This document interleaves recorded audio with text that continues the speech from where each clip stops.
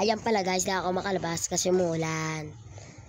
Umuulan dyan. Tsaka nandiyan dyan si Papa sa pinto. Ang kulit ng aking pamangkin na yan. Yung nakapink na yan.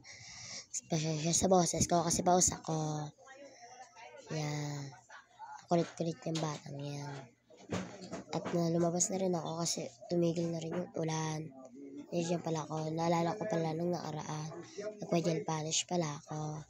Unti-unti nga sila natatanggal kasi lagi ako nagkabasa ng kamay. Kaya pumunta ako sa kabilang bahay kasi naghanap ako ng wifi. May wifi pala kami dito. Makyat na kami, natutulog pala dyan. Isang batang makulit yung kanina.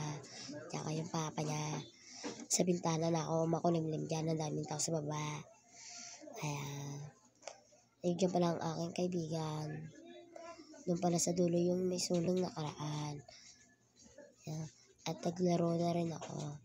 At tanggal pala yung isa kong gel polish kahapon. Unti-unti nga sila nawawala.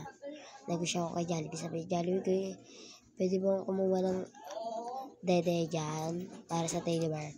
Kumuha na ako. Kaya dede ko, sinaksa ko sa banganga ng teddy bear. Yan, nabusog siya.